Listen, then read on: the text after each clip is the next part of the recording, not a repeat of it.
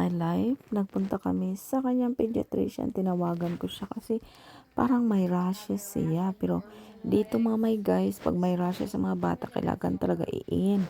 Tinanong nila ako kung okay ba yung breathing ng anak ko. Sabi ko, yeah, she's doing great, but I just make sure na idalhin ko talaga siya sa kanyang pediatrician mga may guys. So tingnan po yan po yung si daddy. Tinulungan siya na i-take out yung sandal niya. Tapos, my goodness, my baby, she's growing up fast. Tingnan niyo po yan. Nag-calm down na talaga yan siya. Tapos, sabi ng nurse, of her age, she is very tall. And it's true, she is tall. My precious is very tall. Tingnan mo po yan. Yan po yun dito. Pag mag-check up, isugod-sugod talaga yan sila kung nag-growing up ba yung mga baby. Tapos dito naman, i-check naman yung blood pressure ng baby.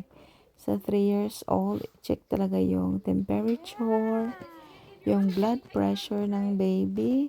Oh, my little blood pressure, very cute. But I'm glad she don't cry.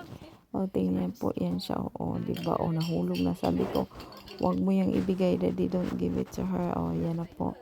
Nag-hold na po yung nurse sa kanya.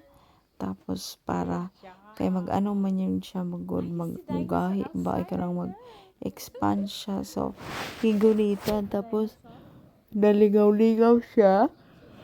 Ako siyang i-enjoy pag talking para hindi siya mag-cry. So, I'm glad. Thank God she did not cry. Her blood pressure was very normal. Thank you, Lord. So, yan po yan dito mga bata, mga may guys. So, anyway, yan po yung room dito ng pediatrician. Very nice. Tapos, may mga ano pa yan, o planet pa yan dyan. Yan na po siya. Excited na po siya. Pero umiyak siya. Kasi yung doktor niya, sabi ng doktor, open your mouth.